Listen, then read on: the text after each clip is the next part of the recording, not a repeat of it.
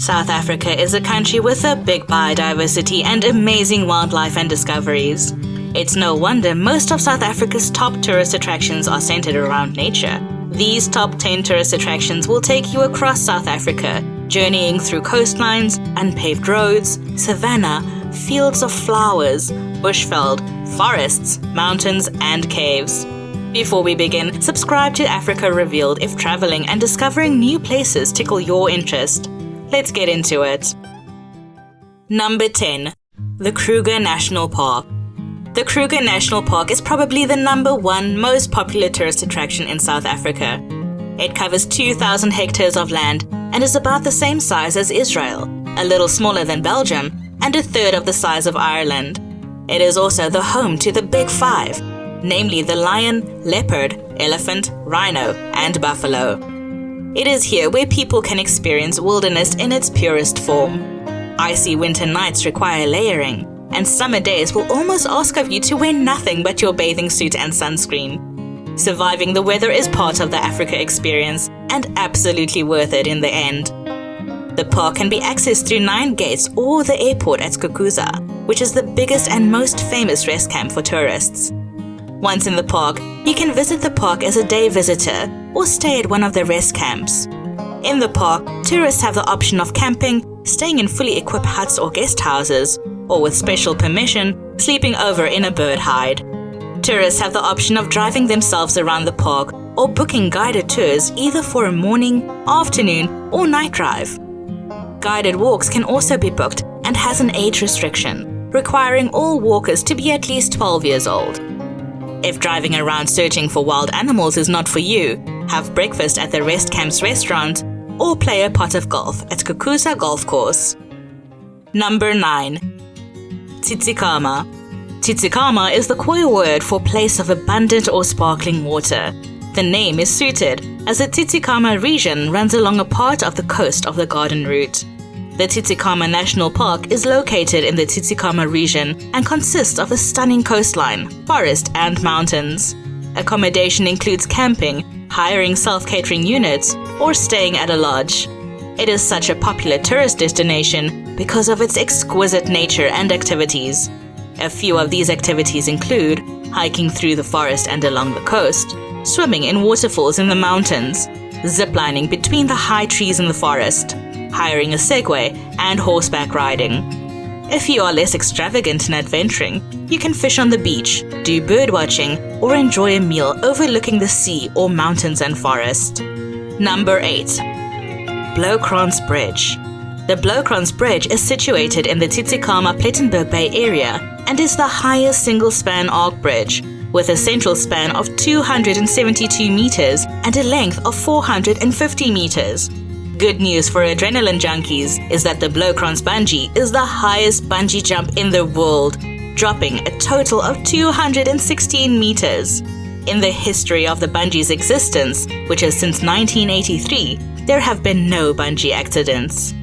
You can either bungee the 216 meters from the bridge or watch your family members bungee safely from the Blowkrans restaurant overlooking the gorge and bungee jump while enjoying a chocolate milkshake. Number 7. Cape Town. Cape Town is a city of historical landmarks, lush nature filled with hiking trails, late nights, shopping, and smooth sipping on wine. The city is situated on the southwestern coast of South Africa. Typical landmarks that are a must-visit include Table Mountain, Castle of Good Hope, Robben Island, and the V&A waterfront. Locals, however, have put together an organic list of things to do in Cape Town. Most of the items on the list is pet-friendly as well. A few of the items on the organic list include taking a walk in the Newlands Forest, having a picnic on Buckhoven's private beach, followed by an icy polar bear swim in the Atlantic Ocean, enjoying a sunset picnic on Chapman's Peak, and renting a bicycle on the Sea Point Promenade.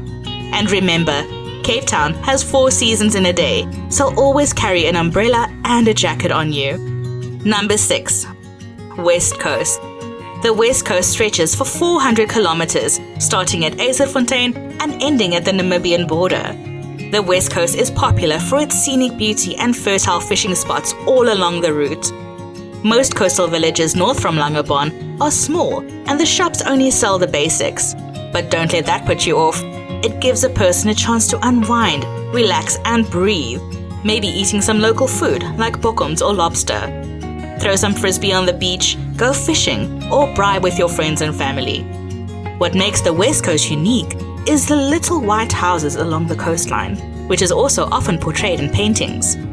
On the inland part of the West Coast, one finds Namakwaland. The Namakwaland is hot and dry for most parts of the year, except for late July beginning August, where the Namakwaland flowers start blooming.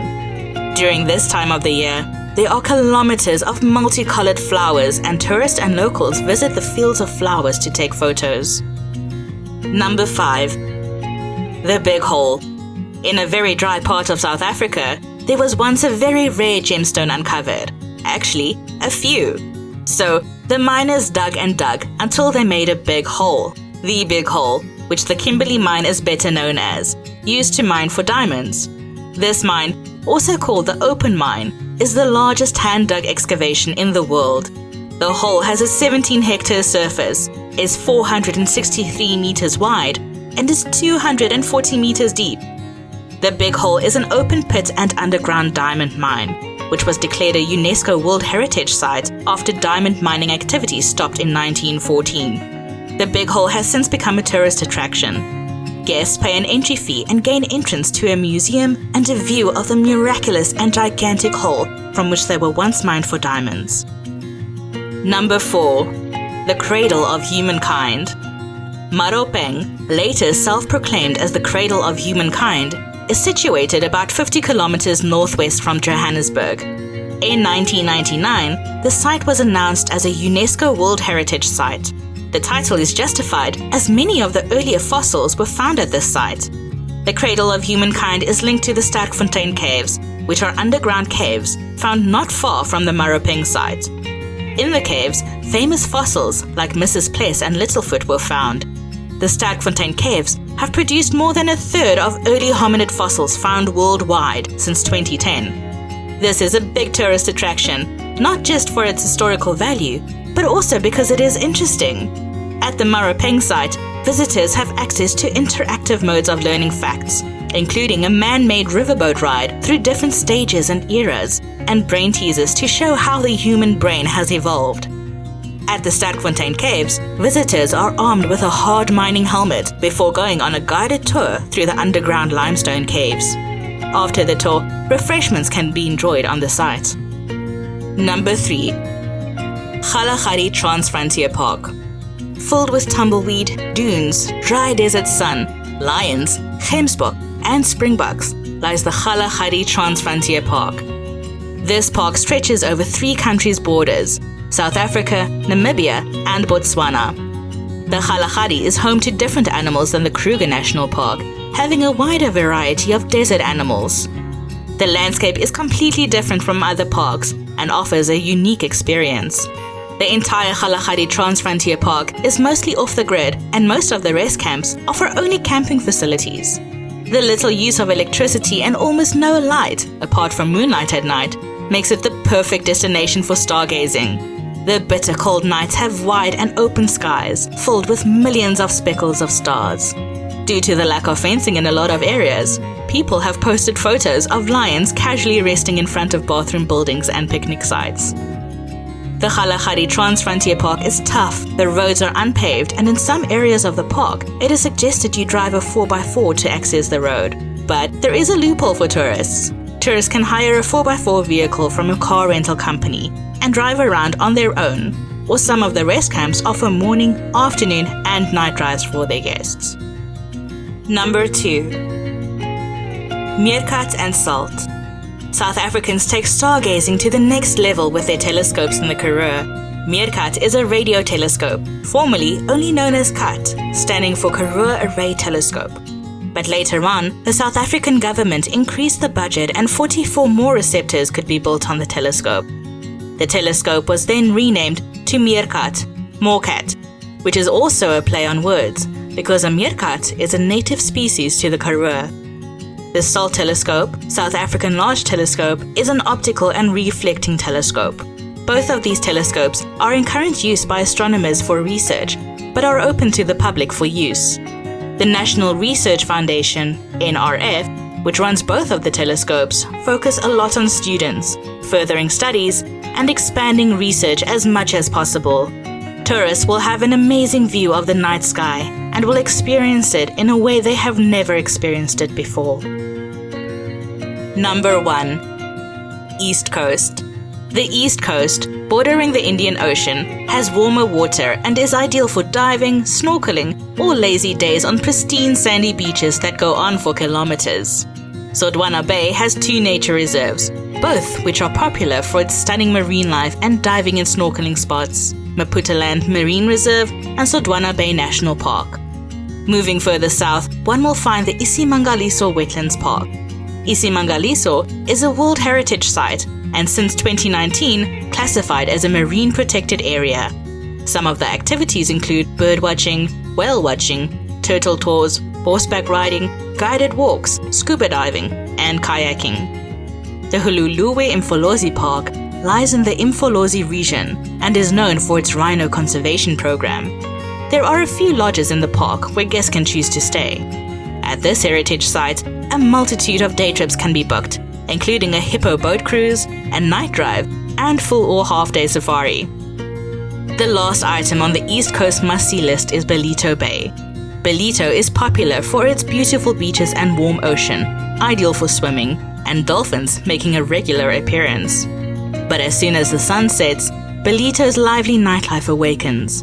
Tourists can dance the night away or enjoy a beach party on the beach.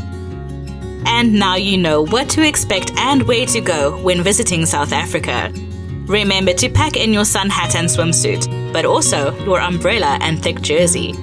Don't let the extreme weather put you off. South Africa has amazing landscapes, so many interesting activities, the most exquisite wildlife, and some may say, the friendliest people. South Africans are big on shaking hands, making eye contact, and will never say no to an invite to a braai. A braai is the South African word for barbecue.